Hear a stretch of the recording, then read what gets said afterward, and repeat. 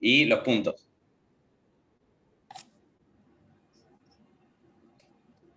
Tenés, vos leíste la primera hoja, digamos, donde están los... Sí, la tabla de contenidos. Perfecto. Abajo, si seguís bajando, ahí están los temas que vamos a ver hoy, en la clase 3. Ya entré, ahí está, clase 3. ¿Qué es la claridad? ¿Es solo para los eruditos? ¿Por qué es necesaria la Biblia? ¿Revelación general y especial? ¿Es la Biblia suficiente? Amén. Perfecto, gracias. Eso es lo que vamos a estudiar el día de hoy, ¿sí? Hoy vamos a cerrar este primer capítulo acerca de las escrituras, qué es lo que la Biblia nos enseña sobre la Biblia, ¿sí? ¿Qué es lo que la Biblia nos enseña sobre sí misma? Y bueno, quería arrancar un poquito con la tarea, ¿sí? Con lo que habíamos dejado pendiente la semana pasada. Si alguien pudo investigar algo, leer algo, aunque sea tener algo en la cabeza de qué es el liberalismo, ¿sí? El cristianismo liberal, la teología liberal, por un lado, y qué es la neortodoxia. Los dos aparecieron uno después del otro en la historia. ¿Alguien pudo? José, a ver. La teología liberal es algo que se implementó y allá por 1884 hubo un teólogo investigador, Rodolf Bultmann, que él inspiró todo esto y propuso la desmitologización de todo lo que es la palabra de Dios para hacer una cosa muy fuera de la palabra de Dios. Y al notar el liberalismo, de cambiar, de que todo lo que decía la Biblia lo tomaba como todos los milagros, toda la obra de Dios que hizo el Señor, lo tomaba como un mito nada más. Y los teólogos liberales decían que la Biblia no era inspirada por Dios y que tenían errores. Los teólogos liberales determinaban cuáles enseñanzas podían ser correctas y cuáles no. Y iban en contra de lo que dice la palabra de Dios en 2 Timoteo 3:16. Determinaban otras cosas, determinaban que el nacimiento virginal de Cristo era una enseñanza falsa, mitológica, determinaban que Jesucristo no había resucitado de la tumba en forma corporal, y esto va en contra de todos los 4 evangelios y de todo el Nuevo Testamento, que declaran que Jesucristo resucitó de los muertos, y que Jesucristo no solamente era un maestro moral nada más, por sus seguidores, y ellos han tomado con libertad las palabras, y que la Biblia, todos los que escribieron fueron muchos años después y que no tenían mucha validez, porque escribían lo que ellos querían. Y entonces los teólogos liberales determinan lo que ellos quieren y creen que está bueno sobre la Biblia y hacen lo que ellos quieren sobre la palabra de Dios. Bien. Muy bien. ¿Alguien puede agregar algo más sobre el liberalismo, cristianismo liberal? Lo que yo había leído era que como que separa el conocimiento, la razón de la fe, digamos. Y los principios bíblicos los intenta hacer racionales. Esto como tomando, por ejemplo, a Kant, que era uno de los teólogos liberales. Y bueno, y ahí se empezaba como a tergiversar un montón de términos. Por ejemplo, en vez de pecado, lo llamaban mal radical. También decían que el pecado original no era hereditario, sino que cada uno tenía como su propio, de uno mismo, digamos, pero que no era heredado. Entonces, la expiación de Jesús no se... porque como que al no ser de todos lo mismo, bueno, eso por un lado, y como que Dios era un Dios solamente de amor, entonces eran todos hijos de Dios. Bueno, en consecuencia en eso no había predicación ni nada, porque si ya todos somos hijos. Bien. Eso es lo que Bien. yo... ¿Alguien más? ¿Algo que le haya parecido interesante? Marilú, vos que dijiste que hiciste la tarea, que no sé qué, se le ibas a pasar a Noel. No, ¿cómo se la voy a pasar? No, yo lo que, a ver si yo lo hice bien. Lo que averigüé, leí un poquito de neo-ortodoxia. Vamos. No sé si lo entendí bien, pero lo que entendí es que lo que ellos creen, o lo que esta disciplina creen, dice que la Biblia, no, ortodoxia dice que creen que la Biblia es inspirada por Dios, pero neo-ortodoxia que no es inspirada por Dios, como que son hechos, quizás históricos, bibliográficos, pero no, que no fue inspirada por Dios. No sé si está bien. Muy bien, está perfecto.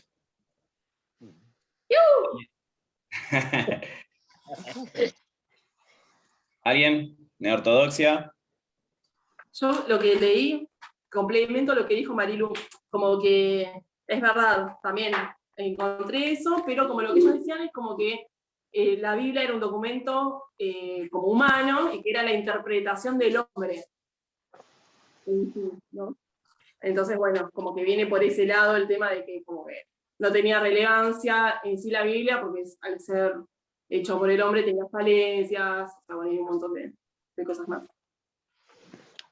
Para agregar a lo que dicen las chicas, que esto como que la interpretación era libre, independiente de cada hombre, por lo que había leído, y que dependía de la experiencia de cada uno, como que es muy subjetivo, ¿no? Y bueno, ambas doctrinas o ramas, como que obviamente que el centro es el hombre, no Dios. Excelente, Barbie. Excelente. Vamos a pedirle a la que dio lugar a toda esta investigación, si investigó, que está ahí mirando, mirá, muy bien, se está tapando para que no la veamos. ¿Pudieron investigar algo por ahí? ¿A dónde estoy? Ay, no, yo necesito ver, porque si no me acuerdo.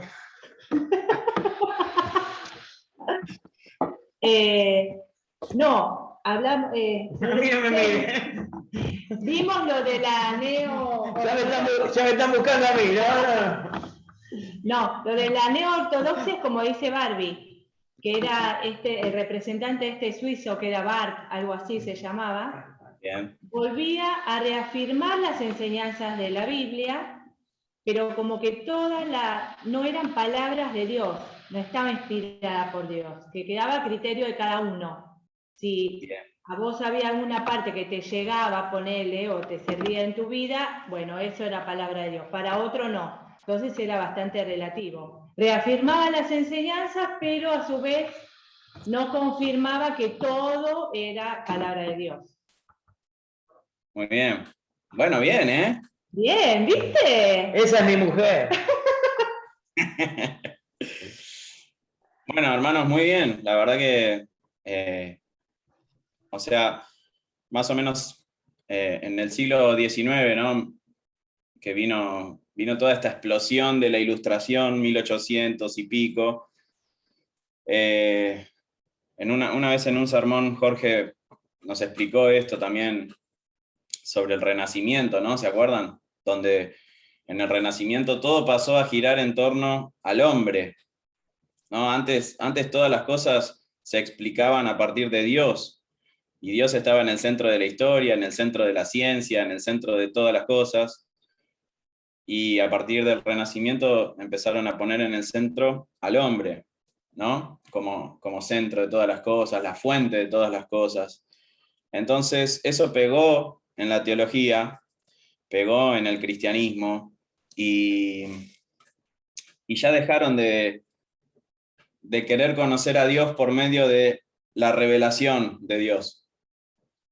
Eso lo dejaron de lado y empezaron con esta premisa: nosotros podemos conocer a Dios a través de nuestro razonamiento, o de la filosofía, o de la psicología, o de la medicina, o de cualquier rama que el hombre vaya investigando. Podemos llegar a conocer a Dios y comunicarnos de alguna manera con Dios, ¿no? Y ahí se perdió por completo el valor de las Escrituras. Al mismo tiempo que el Renacimiento y toda la Ilustración que vino con el Renacimiento barrían la autoridad de las Escrituras, apareció este grupo de teólogos, ¿no? que dieron paso a esta alta crítica, donde obviamente van a sostener que las escrituras no son de ninguna manera la palabra de Dios, de ninguna manera son inspiradas, tienen errores,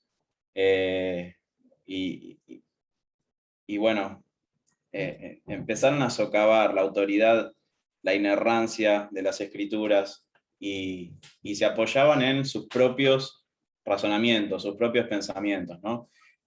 Y la gran premisa de la teología liberal es que como la palabra de Dios, como las escrituras no son la palabra de Dios, ¿dónde vamos a encontrar la palabra de Dios para nuestra vida? En nuestros propios sentimientos subjetivos. Si yo siento, ¿no?, el sentimiento religioso, si yo siento que Dios me está hablando en esta noticia del diario, si yo siento que Dios me está hablando en esta cascada y estoy escuchando un susurro, lo que sea que yo sienta en mi intuición que Dios está hablándome, eso es palabra de Dios. Venga de donde venga, no importa la fuente. Si yo siento que viene de Dios, es palabra de Dios para mí, ¿no? Por eso una de las cosas que se le dice al liberalismo es que es místico, ¿no? El misticismo es lo que atraviesa el liberalismo todo el tiempo, ¿no? Y vemos consecuencias del liberalismo en el día de hoy en ciertos movimientos místicos dentro del cristianismo, ¿no? Dios me está diciendo, Dios me está revelando. Esas son frases que surgen del liberalismo, ¿no? No sé, siento que el Señor me está revelando esto, ¿no? O vi esta noticia y enseguida entendí que Dios me estaba diciendo tal cosa. Todos esos sentimientos religiosos, llevados al extremo, llevados al misticismo, son propios del liberalismo, ¿no? ¿Qué pasó? Apareció Karl Barth, apareció Brunner, otro pastor, teólogo, queriendo recuperar las escrituras, pero no las recuperaron al 100%. Ellos decían, la Biblia es una autoridad. La Biblia es autoridad. En la Biblia podemos encontrar la palabra de Dios. La Biblia contiene la palabra de Dios para nuestra vida. La neortodoxia no dice que la Biblia es la palabra de Dios. Cada jota y cada tilde. La neortodoxia va a venir a decir, hey, no se olviden de la Biblia, es una autoridad la Biblia. Hay que ir a la Biblia porque ahí está la palabra de Dios. Y está la palabra de Dios para cada uno. Por eso lo que ustedes dijeron, ¿no? Se volvió relativismo, cada uno podía interpretar lo que quería. Y si yo intuía que Dios me estaba hablando en ese texto, eso era palabra de Dios para mí. Para otro quizá no, como dijo Florencia, ¿no? Porque la interpretación de las escrituras se volvió subjetiva.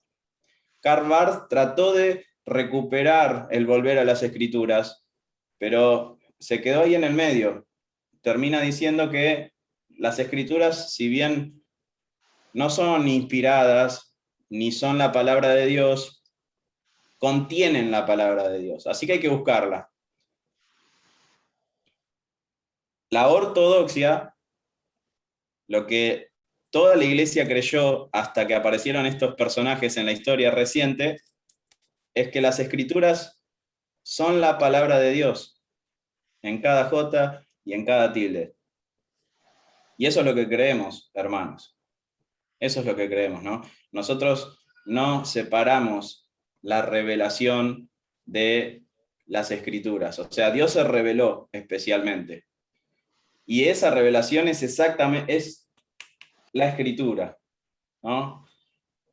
No es que Dios se reveló y hay gente que interpretó esa revelación en la Biblia y entonces por eso falla. No, creemos que Dios también supervisó que esa revelación que Él hizo fielmente quede plasmada en las Escrituras, al punto de que podemos decir que cada palabra de las Escrituras es la palabra de Dios. Y quiero cerrar con este texto de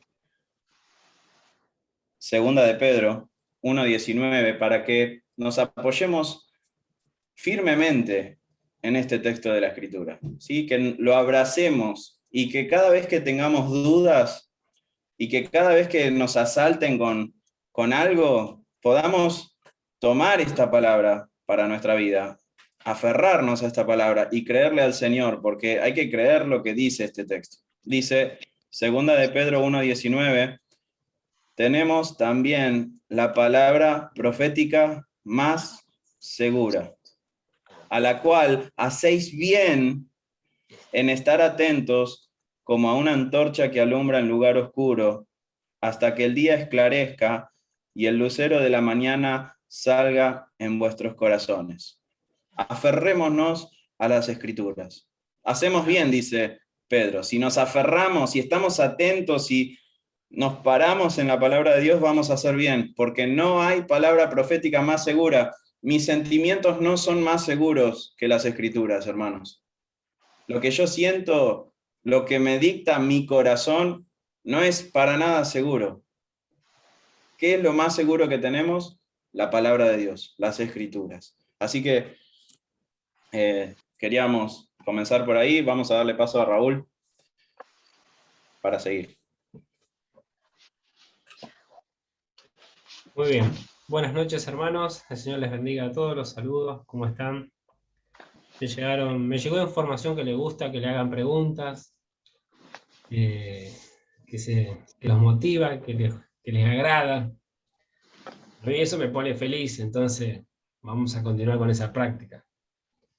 No, es un chiste. Hermanos, hoy vamos a continuar la segunda parte de lo que había empezado el hermano Esteban. Recuerden, estamos estudiando la doctrina de la palabra de Dios, lo que la palabra de Dios habla de sí misma. Y el hermano Esteban nos había conducido en la enseñanza, apoyándose también en Gruden, de que la palabra, de dónde brota, cuál es la fuente de la autoridad de la palabra.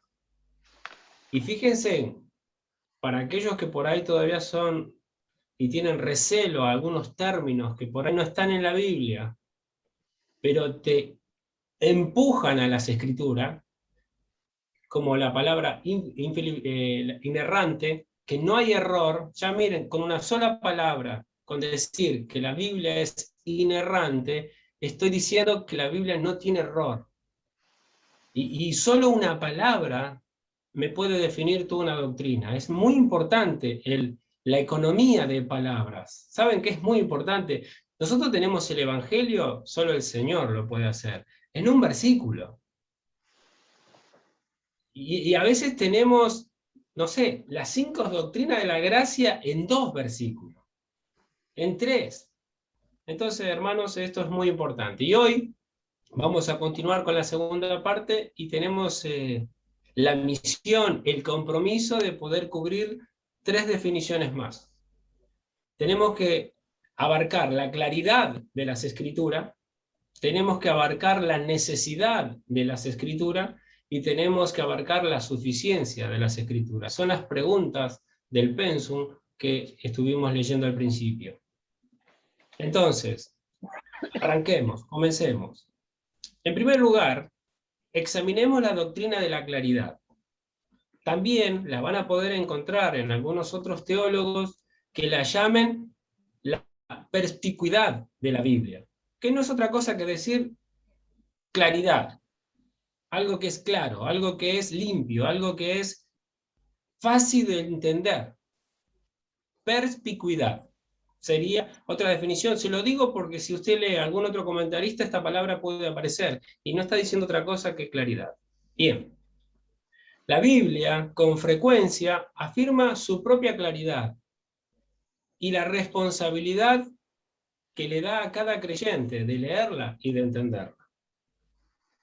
Y con estos textos vamos a ir rompiendo algunos mitos que tenemos y que acusamos a la Biblia de oscura, acusamos a la Biblia de difícil de entender y un montón de cosas más. Bien, vamos a ver Génesis, el primer ejemplo, Génesis 2:16 y 17.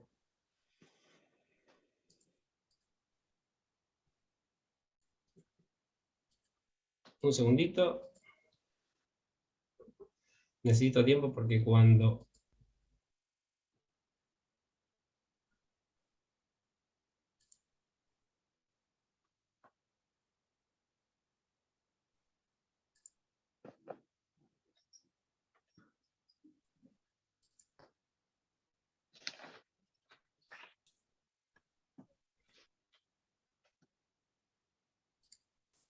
Perdón, se me fue la pantalla. Sí, en mi pantalla, fíjate. Sí, a mí se me había ido la pantalla. Ahí está, ya estoy ordenado. Claro. Bien, arranquemos. Veamos Génesis 2, 16 y 17. Dice, y mandó Jehová Dios al hombre, diciendo, de todo árbol del huerto podrás comer. Le hago una pregunta a los hermanos. ¿Qué parte no se entiende de todo árbol del huerto podrás comer? ¿Es difícil? Está clarísimo. ¿Es oscuro? ¿El mandamiento es incomprensible? Ahora, sigamos leyendo. Más. Espera que voy a cambiar el color. Vamos a ver. Dice más. Del árbol de la ciencia del bien y del mal no comerás. Hay un árbol que no debemos comer. ¿Cuál? El de la ciencia del bien y del mal no comerás. Vuelvo a hacer la misma pregunta. ¿Es oscuro lo que está diciendo Dios? ¿Es difícil de entender? De ninguna manera. Es más, Él va a decir una sentencia, porque el día que de Él comieres, ciertamente morirás. ¿Qué quiero decirle con este primer ejemplo? La Biblia es clara, Dios habla claro. Que después el hombre haya hecho otra cosa, no podemos acusar que las palabras de Dios no son claras. Sigamos otro ejemplo, por favor. Deuteronomio 6:6. Ahí Esteban me ayuda siempre borrando. Bien, Deuteronomio 6 y 7 dice, y estas palabras que yo te mando hoy estarán sobre tu corazón y las repetirás a tus hijos. Hago una pregunta. El Señor dice que nuestros hijos la pueden comprender. Se la podemos transmitir a nuestros hijos y hablarás de ella estando en tu casa, andando en el camino, al acostarte, cuando te levantes. Hermano, si le podemos repetir a nuestros hijos la palabra de Dios, es fácil, es clara. Vayamos a otro ejemplo. El Salmo 19:7.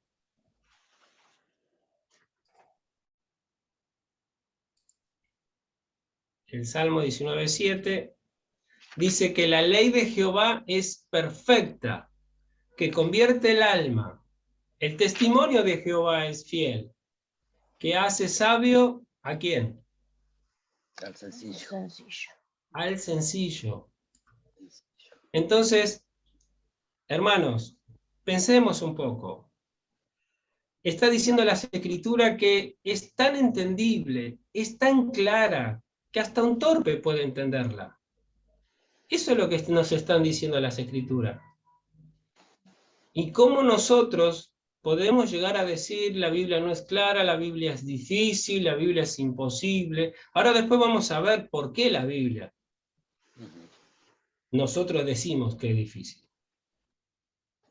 Sigamos viendo algunos otros ejemplos. Números 20, del 8 al 12. Números 20, del 8 al 12. Dice, toma la vara, y reúne la congregación. Tú y Aarón, tu hermano, y voy a subrayar esta palabra. No sé, cuando yo escribo Esteban ahí está. Fíjense, tomará la vara y reúne la congregación, tú y Aarón, tu hermano, y habla a la peña a vista de ellos. Y ella dará su agua, y le sacarás agua de la peña, y darás de beber a la congregación y a sus bestias. Entonces Moisés tomó la vara delante de Jehová como él le mandó, y reunieron Moisés y Aarón a la congregación delante de la peña, y les dijo, oíd ahora, rebeldes, os hemos de hacer salir agua de esta peña. Entonces alzó Moisés su mano, ¿y qué hizo? Golpeó. Golpeó la peña. ¿Qué le había dicho el Señor? Hablar. Habla a la peña. Hermanos, vamos de vuelta. ¿Nuestro Dios es oscuro? ¿Nuestro Dios es confuso? ¿Qué le pasó a Moisés? ¿Que Moisés puede acusar a Dios de que se volvió difícil de entenderlo? No, hermanos, el Señor Jesús más adelante nos va a decir que sus mandamientos no son pesados, no son oscuros, no son difíciles. Hay algo dentro de nosotros que debemos hacernos responsables. ¿Por qué alguien que habla tan claro, hablad a la peña, el hombre la golpea? ¿No le parece? Hay algo que debemos analizar. Y miren cómo el Señor Jesús nos va a repetir en varias ocasiones estas cosas. Mateo 12:3. El Señor daba por hecho que esto se da. ¿No habéis leído? ¿No habéis leído? Dice el Señor.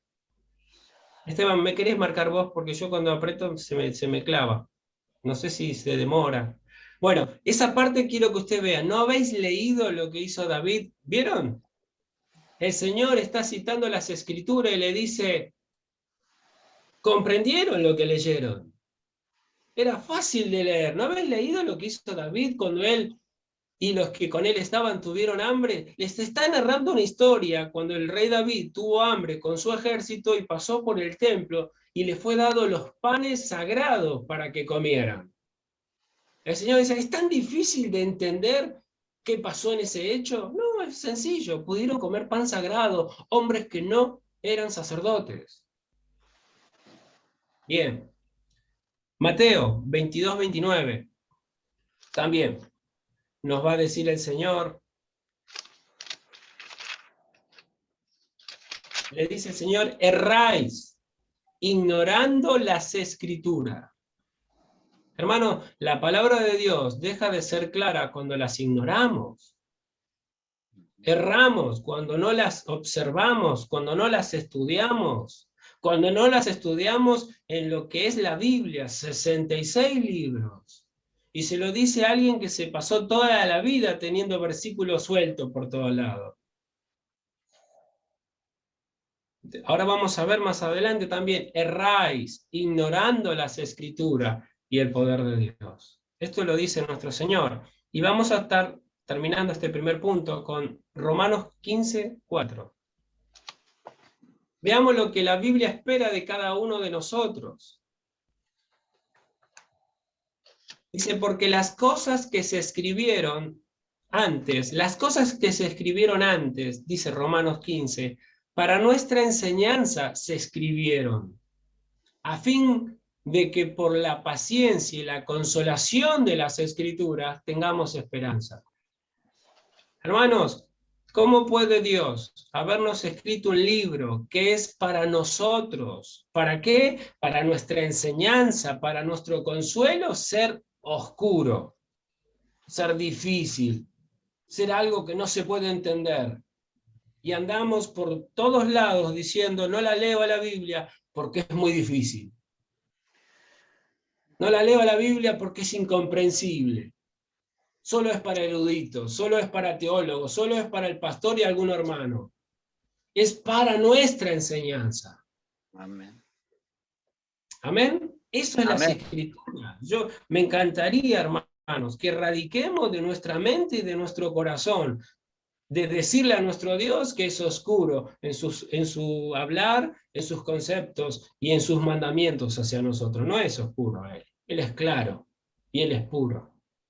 Hay algo en nosotros y debemos hacernos responsables. ¿Por qué no le escuchamos claramente? Es como cuando, ¿se acuerdan cuando papá nos decía cuando éramos chicos? ¿Qué? ¿No me estás entendiendo? Sí que lo entendíamos. No lo estábamos obedeciendo, que es sinónimo de no estar entendiendo. ¿Amén? Amén. Bien, ese es el primer punto que quería ver con ustedes. Voy a ir un poco rápido porque no me quiero extender mucho, pero la verdad he sido fiel al libro que estamos leyendo de Gruden, para que todos podamos ver esto que estamos viendo todos juntos. El segundo punto, vamos a ver el problema. El tema del problema, ¿por qué no comprendemos bien las Escrituras? Es un tema moral y espiritual. Es mucho más moral y espiritual que no tener un intelecto. El problema de no comprender las Escrituras es moral. Miremoslo, 1 Corintios 2:14. Y ahí el apóstol,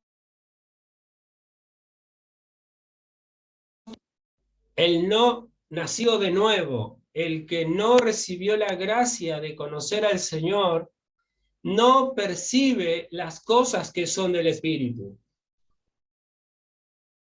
¿Quién inspiró a las Escrituras, hermanos? El Espíritu Santo.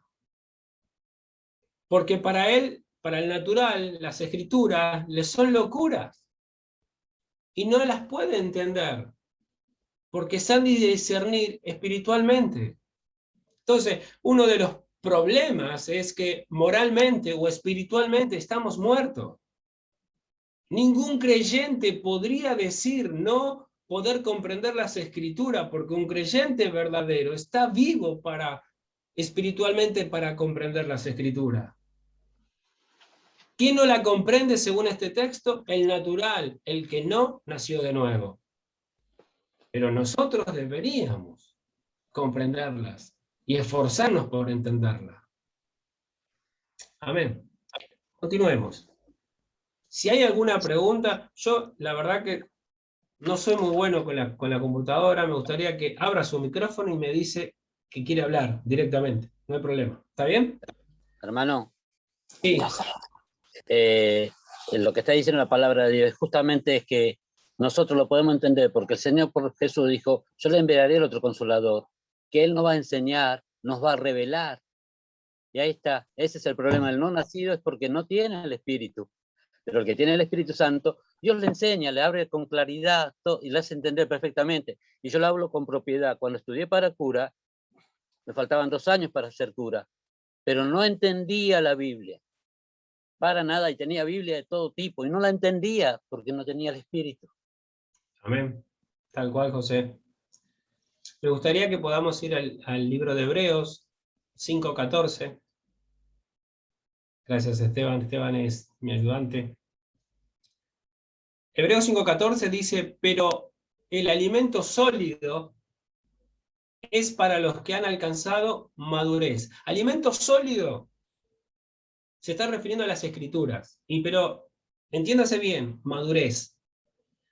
Madurez, en este texto, por el contexto que se viene diciendo, es todo aquel que ha nacido de nuevo.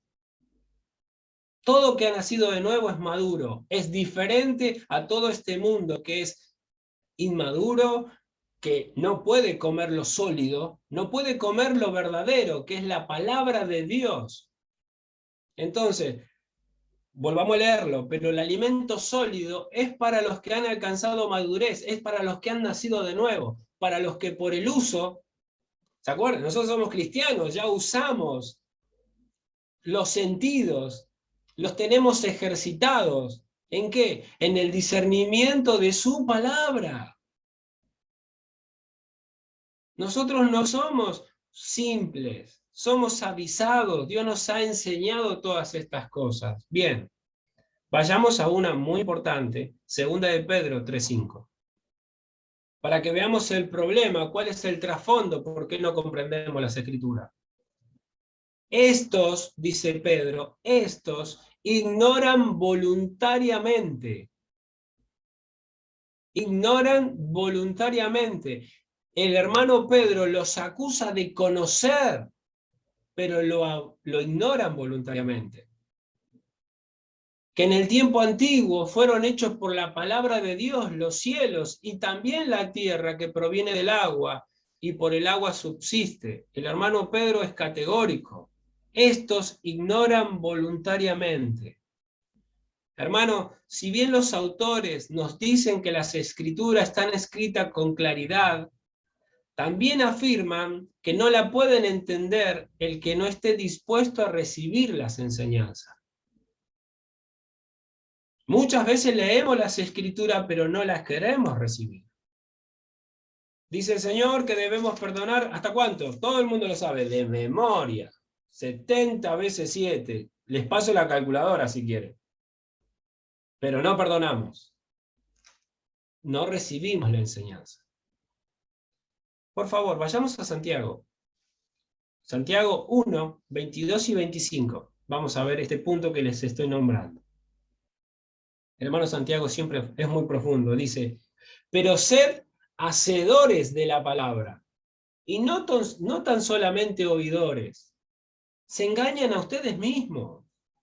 Porque si alguno es oidor de la palabra, pero no la practica, no es hacedor de ella, este es semejante a un hombre que se mira al espejo, mira su rostro natural, porque en él se considera a sí mismo y se va, y luego se olvida cómo era. Más, este texto más, el que mira atentamente en la perfecta ley, en la Biblia, la de la libertad, y persevera en ella, no siendo oidor olvidadizo, sino hacedor de la obra, este será bienaventurado en lo que hace. El gran problema, hermanos, ¿por qué no comprendemos las Escrituras? Es porque no las practicamos. ¿Y por qué Dios nos va a seguir explicando más? ¿Vieron cuando íbamos al colegio?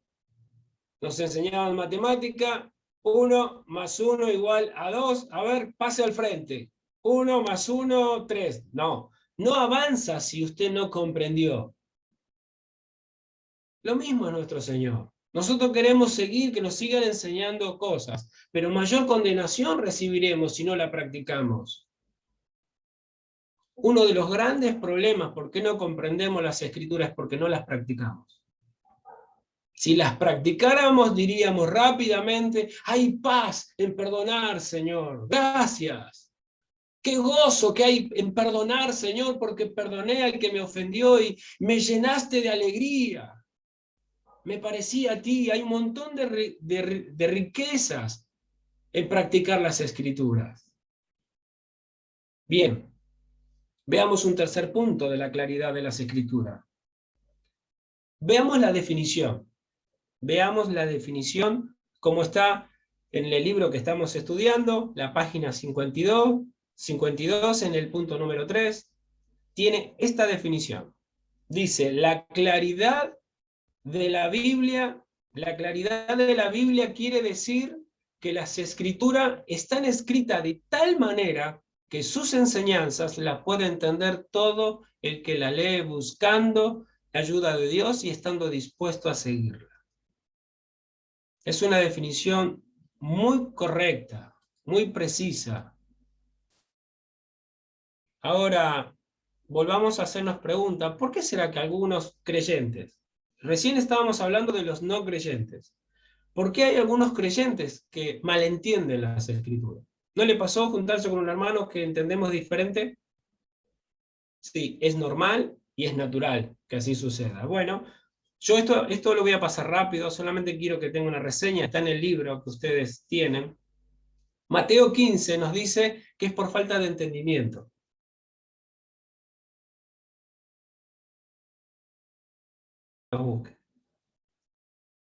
Juan 12:16 nos va a decir que es porque nos faltan, los discípulos no podían comprender las palabras de Cristo porque faltaba que el Señor muriera y que resucitase de entre los muertos, y recién comprendieron un montón de cosas que el Señor le enseñó.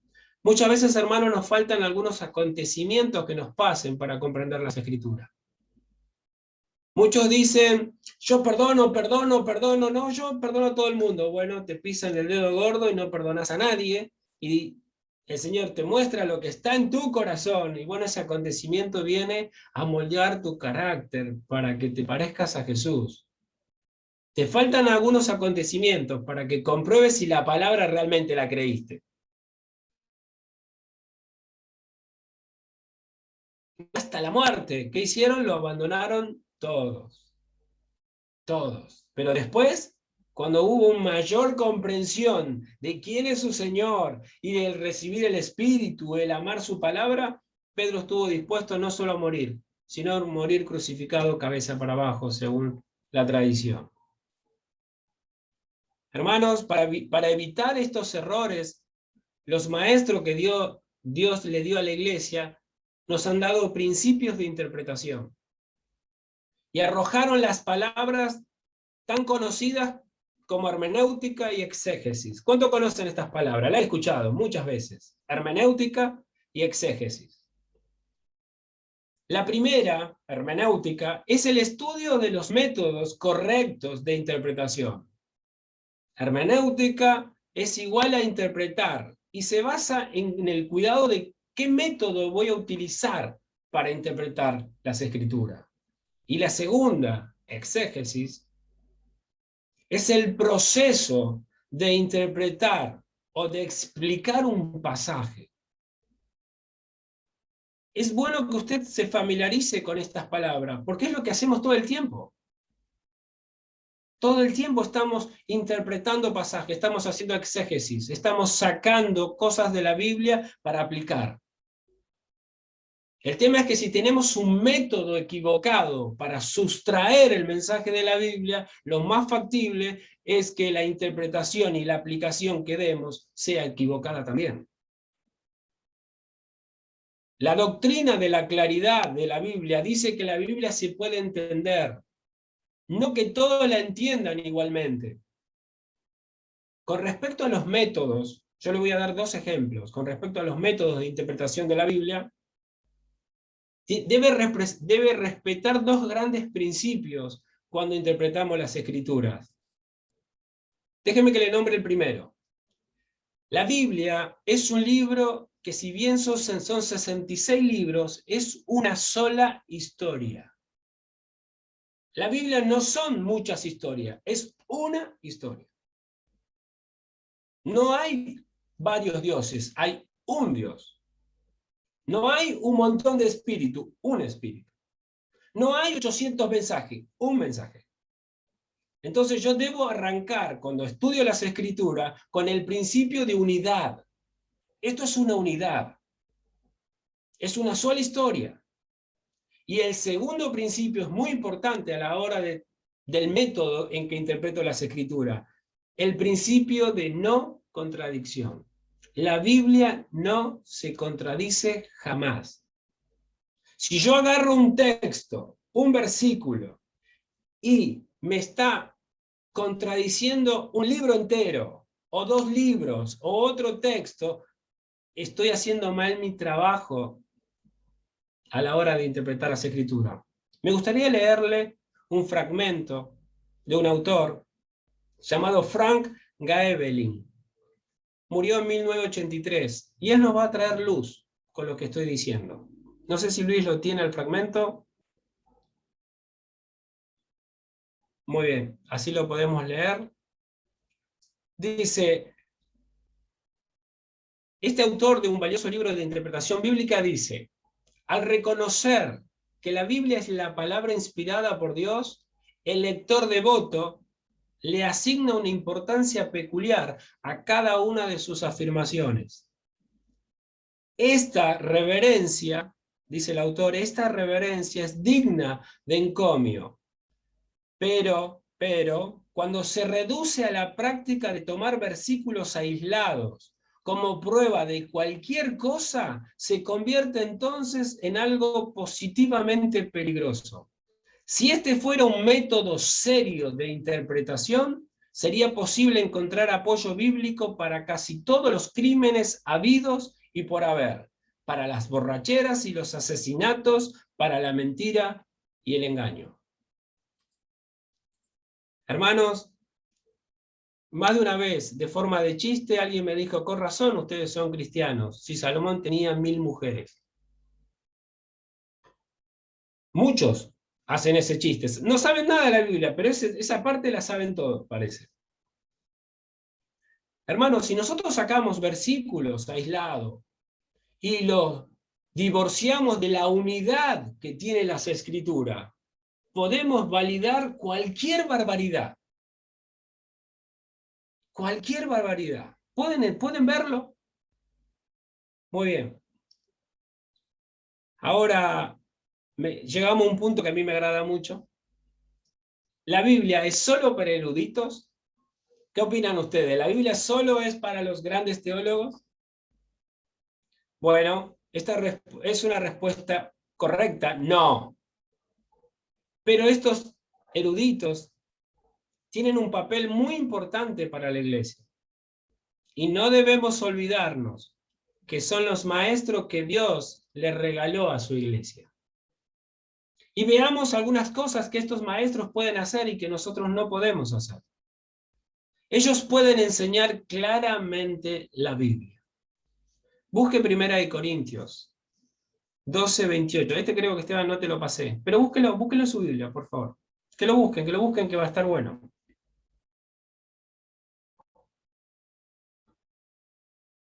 Primera de Corintios 12:28 nos dice, me hacen pulgar y lo leemos.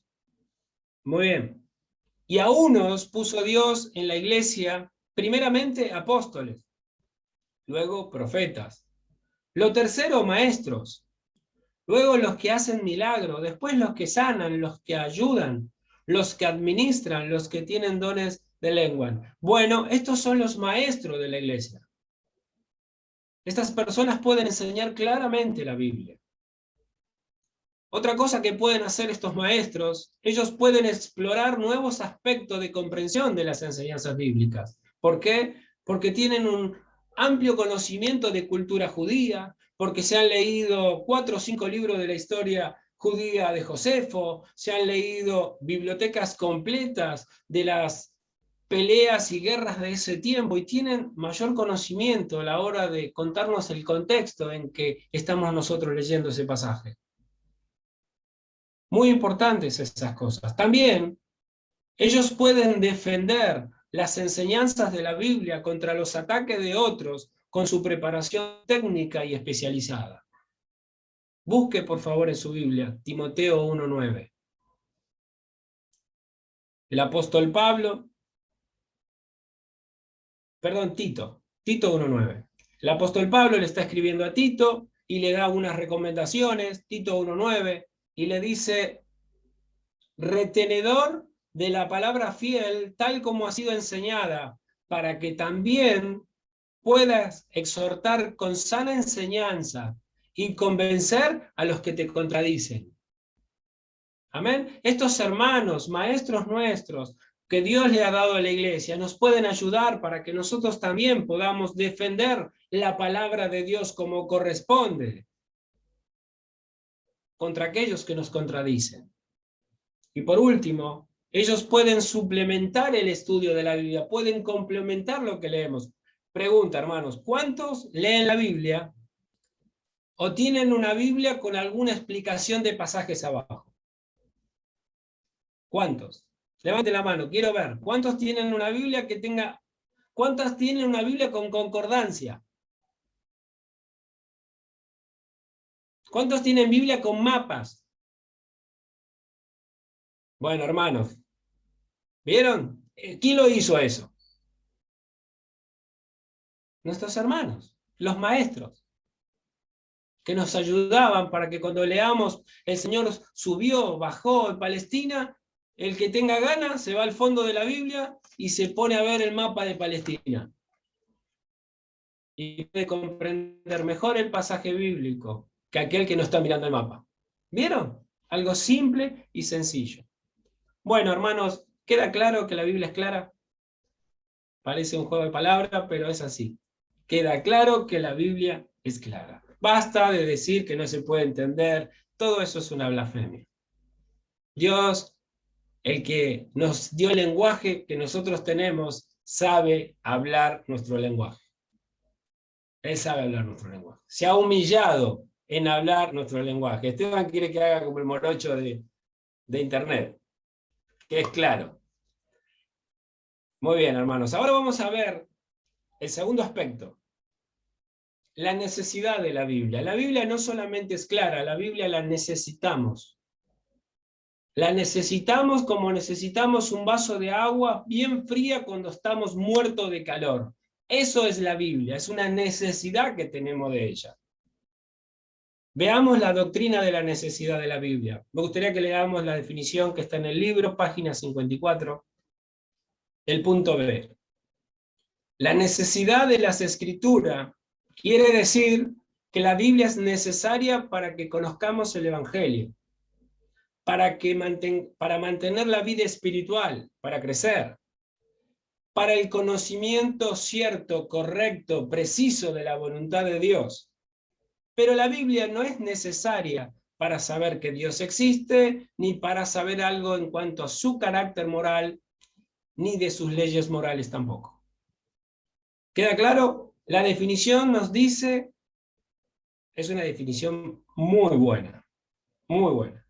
Podemos conocer el Evangelio, la necesitamos para el Evangelio, la necesitamos para nuestra vida espiritual, la necesitamos para conocer precisamente la voluntad de Dios, pero no la necesitamos para conocer que Dios existe, ni que es un Dios moral, ni sus leyes. Y ahora vamos a ver por qué. Arranquemos con que nos permite conocer el Evangelio.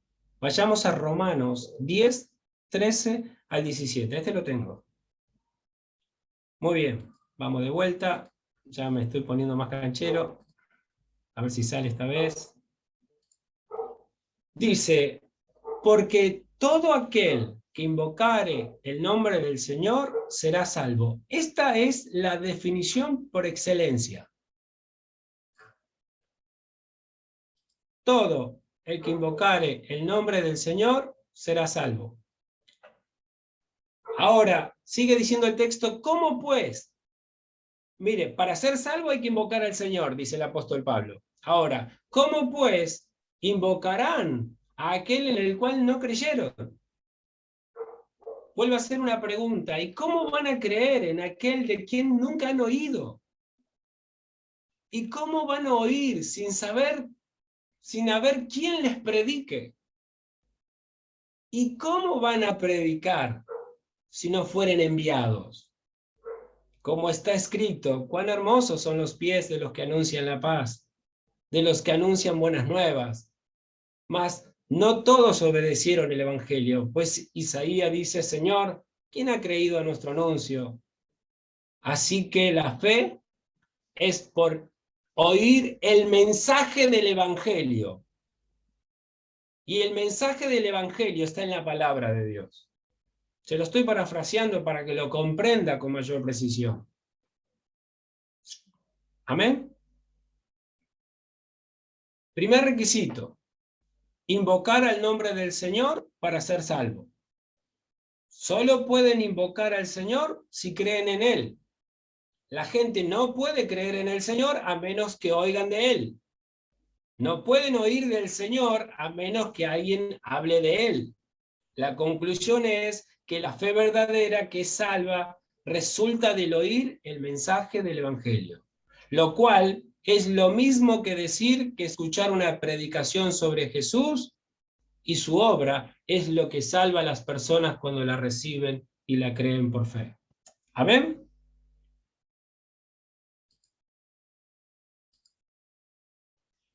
¿Bien? ¿Quieren ver algo en paralelo a esto que acabamos de ver? Veamos Hechos. Hechos 8, 26 y 35 nos va a contar una historia para que vean que lo que dice Romano, lo que acabamos de ver, es tal cual. Nos cuenta una historia de Felipe y el etíope. ¿Cuántos conocen esta historia?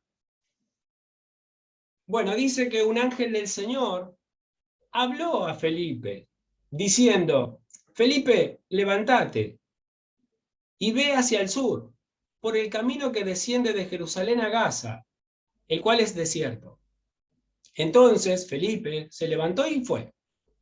Y sucedió que un etíope, eunuco, funcionario de Candace, reina de los etíopes, el cual estaba sobre todos sus tesoros y había venido a Jerusalén para adorar, volvía sentado en su carro y leyendo al profeta Isaías.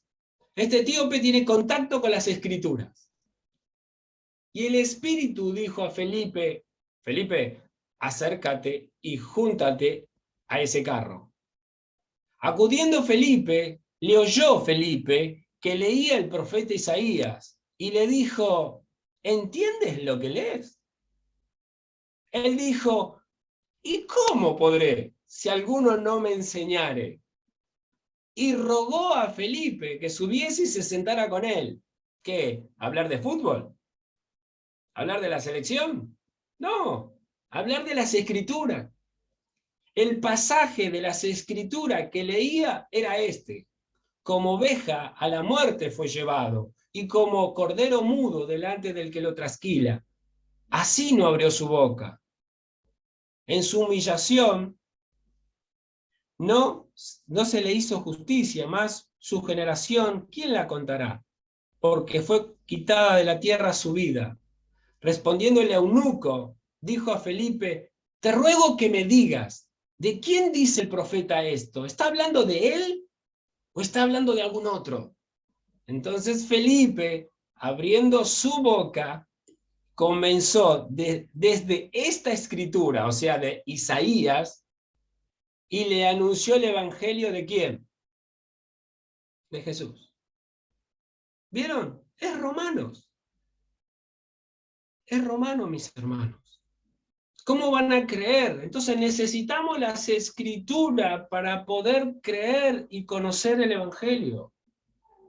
Es imposible que a alguien se le llegue a la mente el evangelio por sí solo. Si tuviéramos la capacidad de que el evangelio frotara dentro nuestro, el evangelio sería algo normal y común. Es la joya de Dios el evangelio. Solo para calentar motores con respecto a su obra, ¿cómo fueron salvos? Pregunta general para todos. A ver quién se anima a contestar. A ver si tengo los hermanos valientes. ¿Cómo eran salvos en el Antiguo Testamento? ¿Cómo se salvaba Abraham? ¿Cómo se salvaba Enoc? ¿Cómo se salvaba Noé? Por la fe, Por la fe. ¿En qué? en la promesa de Dios. ¿Qué tenía esa promesa? La palabra de Dios. Por oír la Pero palabra. ¿qué contenía esa promesa? Vamos, que sale. Un Salvador que iba a ser enviado. Un Salvador que iba a ser enviado. Exactamente. Ellos eran salvos por creer que iba a venir el Salvador. No lo vieron. Mejor dicho, dice la Biblia que por el Espíritu de Abraham lo vio. O sea, sí que lo vieron. De alguna manera lo vieron. Es más, dice el libro de Hebreo. Sí, Esteban. Y la pregunta es, ¿dónde estaba esa promesa? ¿A dónde encontraban esa promesa? Exactamente. ¿Dónde la encontraban esa promesa? Génesis 3:15, para tirar una ayuda. ¿Dónde la encontraban, hermanos? La encontraban, obviamente, fue de boca en boca hasta que las escrituras las entregó Moisés. Pero aún no estando escrita la Biblia, tenía poder, Dios la había prometido, y Dios no es hombre para mentir. Hebreos 11:13, creo que Esteban este sí lo di, que resume un poco lo que estamos hablando, que dice que conforme a la fe murieron todos estos sin haber recibido lo prometido, sino mirándolo de lejos. Ese mirándolo de lejos es la fe. Ellos estaban mirando a Jesús. Ellos no son salvos por practicar obras, ellos no son salvos por traer animales. No, ellos son salvos por fe, mirándolo de lejos y creyéndolo y saludándolo y confesando que no eran de este mundo. Hermanos, ellos se salvan de la misma manera que nosotros. Todo esto que acabo de leer, Hebreos 11:13, es lo que practicamos nosotros. Tenemos fe, puestos los ojos en Jesús, lo creemos, lo saludamos, lo confesamos y andamos diciendo por todos lados que somos peregrinos, que no pertenecemos, que esta patria no nos corresponde. Bien, hay otros puntos de vista que usted puede ver, que están en la página 55, yo no la voy a ver por una cuestión de tiempo, pero ustedes pueden verlo. La Biblia es necesaria para mantener nuestra vida espiritual. Nadie se puede mantener creciendo sin las Escrituras. Nadie. Mateo 4:4, Esteban, ese lo tenemos.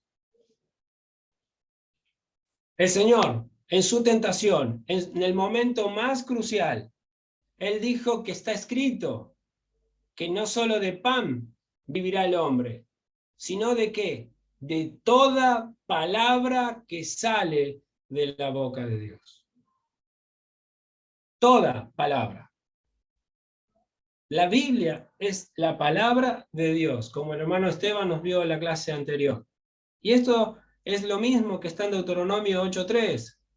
Yo se lo leo, presten atención, y dice, y te afligió, y te hizo tener hambre, y te sustentó, no lo tenés, Esteban, y te sustentó con maná, comida que no conocías tú, ni tus padres la habían conocido, para hacerte saber que no solo de pan vivirá el hombre, mas de todo lo que sale de la boca de Jehová vivirá el hombre. El Señor Jesús nos dice que nuestra vida espiritual se mantiene mediante la nutrición diaria con la palabra de Dios. Hermanos, no podemos vivir sin la palabra de Dios. Hago una pregunta, salvo que algunos están de dieta estricta, ¿alguien no come un día? ¿Hay alguien que no, un día entero no coma? Necesito poner el cuadro donde están todos porque quiero, capaz que tengo a alguien que... ¿Alguien un día entero no come nada? No tienen cara de no haber comido, ¿eh? Bueno, hermanos, no podemos pasar un día sin comer las Escrituras. Debemos alimentarnos con la palabra de Dios, por fe, creyéndolo, confesándolo, mirándolo. Si no, no vamos a crecer. Es necesaria para nuestro crecimiento.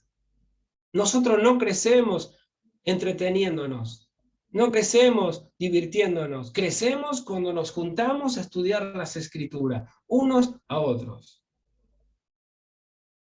También, otro punto, la Biblia es necesaria para el conocimiento preciso de la voluntad de Dios. Yo creo que Dios quiere, Dios me dijo, yo siento de Dios. Bueno, todo eso no sirve para nada. Lo que necesitamos es conocer con precisión la voluntad de Dios. Deuteronomio 29:29. Esteban, este sí lo tenemos. Muy importante este texto. Las cosas secretas pertenecen al Señor, nuestro Dios. Hermanos, a ver si yo no perdí el toque que Esteban me enseñó. Las cosas secretas le pertenecen al Señor. No tienen que hurgar, ni ustedes, ni yo, ni nadie. Es del Señor. Pero nos encanta querer explicar las cosas que son del Señor. Pero mire qué lindo este texto. Mas las reveladas, las que están en las Escrituras, son para nosotros y para nuestros hijos. ¿Para cuándo? Para siempre, porque las Escrituras permanecen para siempre. ¿Para qué? ¿Para qué? ¿Pero para qué? Para que la cumplamos todas las palabras de esta ley. Amén. Muchos hermanos, con dolor lo digo, y hay algunos que les encanta meterse en las cosas secretas de nuestro Dios. Su voluntad que Él no reveló. Él no dijo por qué salvó a Esteban. En ningún lado. Él no dice por qué Cristian va a ser salvo. Es un secreto, el Señor así lo quiso. Pero no, debemos investigar. No. En lo que el Señor ha revelado, nosotros debemos estudiarlo, aprenderlo. Esta no la tiene Esteban. 1 Juan 5:3 dice, pues este es el amor a Dios, que guardemos sus mandamientos. Y sus mandamientos no son pesados, no son gravosos. Si vamos a tener conocimiento verdadero de la voluntad de Dios, debemos procurarlo mediante el estudio de la Biblia. ¿Quieren saber cuál es la voluntad de Dios? Tenemos que estudiar la Biblia. Venimos de un tiempo de que los hermanos, mucha Biblia. ¿Y qué otra cosa podemos hacer? Es lo que necesitamos. Pregunta importante. ¿Quién del grupo, Esteban, necesito ver a todo el grupo, quién del grupo es omnisciente? ¿Quién del grupo es omnisciente? Levante la mano. María Luján dice que no. ¿Nadie? ¿Estamos de acuerdo que nadie es omnisciente? Bien. Para todos los que respondieron que no son omniscientes, la Biblia es necesaria para tener un conocimiento respecto a cualquier cosa que la Biblia hable, directamente o indirectamente. Para todos los que no son omniscientes, la Biblia es necesaria para poder vivir. La Biblia, otro punto, no dice la definición que leímos, la Biblia no es necesaria para saber que Dios existe, ni para saber algo en cuanto al carácter de Dios y sus leyes morales. ¿Por qué dice esto Gruden? Porque es verdad, porque es bíblico. La Biblia dice en el Salmo 19:1, ahí lo busca Esteban, que los cielos cuentan la gloria de Dios y el firmamento anuncia la obra de sus manos. La creación es suficiente para que todo ser humano de cualquier generación sepa que hay Dios. La creación es suficiente. Y cuando me refiero a creación, me refiero a nosotros mismos, porque somos creación. Cuando estudiamos el cuerpo, cuando descubrimos cosas de ciencia, cuando analizamos, cuando sanan a personas, lo que fuere. Todo eso nos enseña que existe un Dios. Pero también, la revelación general, esto es revelación general, la creación. Pero la creación tiene, podríamos decir, dos ramas que debemos comprender. Tenemos una rama que es mediata, que es a través de los medios. Así como nosotros decimos, ¿cómo te enteraste de esa noticia? Y a través de los medios de comunicación. Bueno, perfecto. Nosotros, ¿cómo conocemos que Dios existe, que es todopoderoso? A través de los medios de la naturaleza, incluyéndonos a nosotros. Ahora, hay una revelación general para todo ser humano de cualquier generación, que es la revelación, inmediata. Y me gustaría que la veamos. Está en Romanos 1, 19, 21 primero, Esteban, perdón. Primero Romanos 1, 19, 21, que dice, porque lo que de Dios se conoce les es manifiesto, pues Dios se lo manifestó.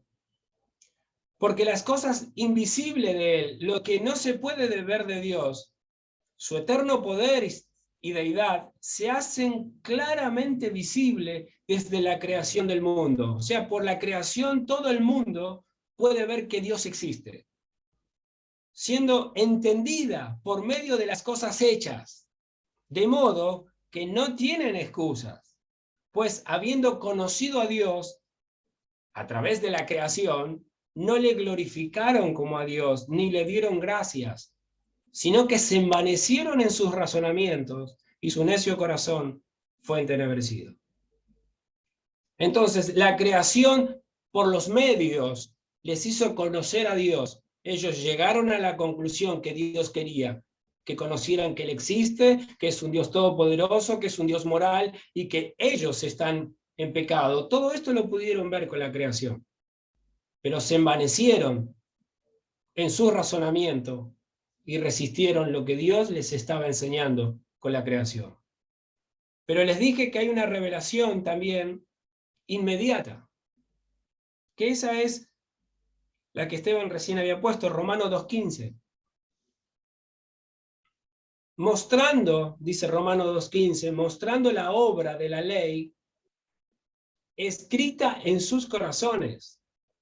O sea, Dios, todo ser humano que nace de cualquier generación, Dios les escribe en sus corazones su ley. Podríamos decir, ¿cuántos tienen celulares? ¿Todo el mundo tiene celulares? ¿Vieron que los compramos de fábrica? Los encendemos y ya tienen cargado, ¿no? Un programa. Bueno, Dios a todo ser humano que le da vida, ya le cargó el programa. Le escribió la ley en sus corazones. Y ese programa de fábrica les ayuda a su conciencia. Su conciencia los acusa o los defiende según lo que hayan hecho. para que lleguen a conclusiones, a razonamientos correctos. Entonces, podríamos decir en esta noche, bueno, los que con la creación, a través de la revelación mediata, han conocido a Dios a través de ver, muy bien. ¿Y qué pasa si alguien es ciego? Bueno, Dios le ha escrito, por más que sea ciego, en su corazón su ley, y tiene una conciencia que lo acusa o lo defiende según sus obras. Hermanos, no tiene excusa ningún ser humano ante Dios con su revelación general. La revelación general no nos permite conocer el Evangelio, no nos hace crecer espiritualmente, no nos hace conocer la voluntad de Dios con precisión, pero la revelación general nos puede condenar a todos al infierno. ¿Amén? Bien, hemos visto la claridad, hemos visto la necesidad. Vayamos al último punto. Me queda muy poco tiempo. La suficiencia de la Biblia. La Biblia es suficiente. Leamos la definición, que está en la página 58, en el punto C. La suficiencia de la Biblia quiere decir que la Biblia contenía todas las palabras que Dios quería que su pueblo tuviera en cada etapa de la historia de la redención. Como hablábamos, hubo hermanos nuestros que solo conocieron Génesis 3:15. O Moisés diciendo, el Señor os levantará un profeta como yo. O David diciendo, les levantará un rey que se sentará en mi trono. Era suficiente para ser salvo con esa revelación. Y sigue la definición diciendo, y que ahora contiene, ahora porque la tenemos completa, todo lo que necesitamos que Dios nos diga para la salvación, para confiar perfectamente en Él y para obedecerle perfectamente.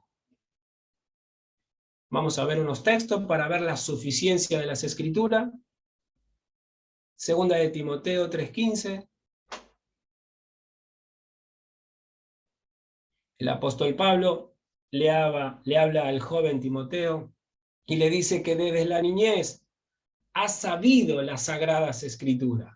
Has sabido las Sagradas Escrituras, las cuales te pueden hacer sabio para la salvación, por la fe que es en Cristo Jesús. Hermano, las Escrituras son suficientes, no necesitamos nada más para ser salvos.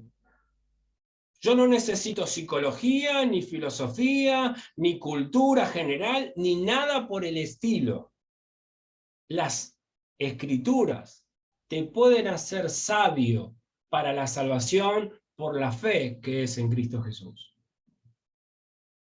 Esto nos dice que no solo en la Biblia debemos buscar las palabras de Dios para nosotros, que solo en la Biblia debemos buscar las palabras de Dios para nuestra vida, para nuestra salvación. Todo lo que está en la Biblia es lo que necesitamos para ser salvos. No hay más. No debemos buscar en otro lugar más que en las palabras del Señor. Salmo 119:1 nos va a decir el salmista, enamorado de la ley de Dios, bienaventurados los perfectos de camino, los que andan, esa palabra, andar. Andar es, creo que en el griego es paripateo, es dar todo el tiempo vuelta en la ley del Señor. Meditándola todo el tiempo es dar vuelta, meditándola, caminando, girando. ¿Qué resultado trae de estar meditando en la palabra todo el tiempo? Ser perfectos, ser completos. Versículo 9. ¿Con qué, este versículo es tan conocido? ¿Con qué limpiará el joven su camino? Con guardar tu palabra. Con guardar tu palabra. Hermanos, ¿quieres limpiar tu camino? Vive una vida íntegra conforme a su palabra. Y tengo otro texto en 2 de Timoteo 3:17. Para que veamos la suficiencia de las Escrituras. Son suficientes. No necesitamos otra cosa.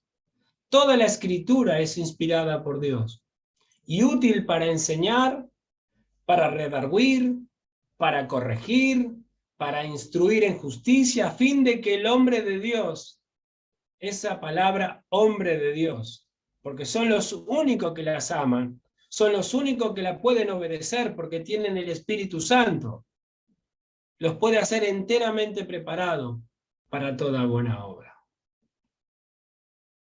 La Biblia te puede capacitar para toda buena obra. Puede ser un buen empleado, puede ser un buen marido, puede ser un buen papá, un buen vecino, un buen hermano en la iglesia, para todo, para toda buena obra. Hermanos, podemos hallar todo lo que Dios ha dicho sobre temas particulares y podemos hallar respuestas a nuestras preguntas. La Biblia es suficiente. Lamentablemente, me gustaría, Esteban, que me vuelvas. Lamentablemente, lo tengo que decir, lamentablemente, muchos en este tiempo han salido a buscar complementos para la Biblia. Es más, en la consejería, la iglesia ha entregado sus armas. Ha dejado a los psicólogos que le aconsejen a sus hijos. Hemos entregado a los especialistas a que le den respuestas a problemas del alma. Y yo no estoy diciendo que los médicos no son necesarios. Si usted tiene una dolencia física, vaya al doctor. Pero si tiene un problema de alma, busque al Señor Jesucristo. Porque es lo que debemos hacer. Pero como no creemos que la Biblia es suficiente, y bueno, pero podríamos un poquito de esto, un poquito de lo otro. La Biblia es suficiente para todo tema que trate y hable. Los pasajes que nos fueron dados fueron suficientes en cada etapa de la historia de la redención. David se gozaba y tenía el Viejo Testamento. Bueno, no todo. Los profetas, nosotros tenemos la Biblia completa. Las cosas secretas pertenecen al Señor, pero las reveladas son para nosotros. Las cosas que Dios ha revelado en su tiempo a su pueblo en diferentes etapas era suficiente para que su pueblo pudiera estudiarlas, para que su pueblo pudiera creerlas y para que su pueblo pudiera obedecerlas. Son suficientes. Y esto nos debe estimular a estudiar más las Escrituras. No menos, más. El Señor Jesús le dijo a los fariseos que ellos buscaban en las Escrituras porque ahí encontraban vida eterna. En las Escrituras está la vida eterna. Es un tremendo estímulo esta doctrina de la suficiencia de la Biblia, la cual nos recuerda que nuestra enseñanza doctrinal, cuando hablamos con las personas, cuando hablamos de ética, debemos enfatizar lo que la Biblia enseña y debemos estar contentos con lo que Dios nos ha enseñado en ella. Hermanos, lo que el Señor nos ha enseñado es suficiente. Lo que el Señor nos ha revelado es suficiente. Algunos quieren escuchar la voz audible de Dios. Yo iba caminando y escuché una voz que me dijo, Raúl, ve a la izquierda. Bueno, hay que agregar a la Biblia esas palabras. Raúl es a la izquierda. Hay que agregarla, porque son palabras de Dios. No, hermanos, son imaginación de hombres. La palabra de Dios fue revelada, escrita en una Biblia, la tenemos, disfrutémosla, estudiémosla, tratemos de entender en qué tiempo se dijo, cómo le afectó a los que las escucharon. Y si comprendemos lo que comprendieron nuestros hermanos a los que se le hablaron, la vamos a entender perfecto. Eso sí, requiere de un trabajo, comprender lo que el Señor les ha dicho a nuestros hermanos. ¿Amén? Y quiero terminar con el versículo que teníamos que aprender de memoria. ¿Cuántos saben cuál es el versículo que hay que aprender de memoria?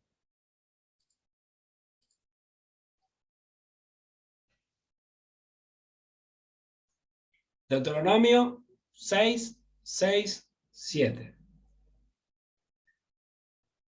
Y estas palabras que yo te mando hoy estarán sobre tu corazón, las repetirás a tus hijos.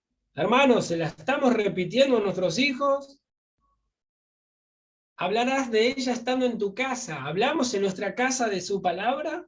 Porque algunos lo dejan para la iglesia, ¿eh? Es un tema de iglesia. Andando por el camino, al acostarte y cuando te levantes. Y esto vuelve a empezar, ¿eh? Esto es una rueda, es un pensamiento circular. Bueno, mis hermanos, los amo. Espero que el Señor les bendiga, les llene de su gracia.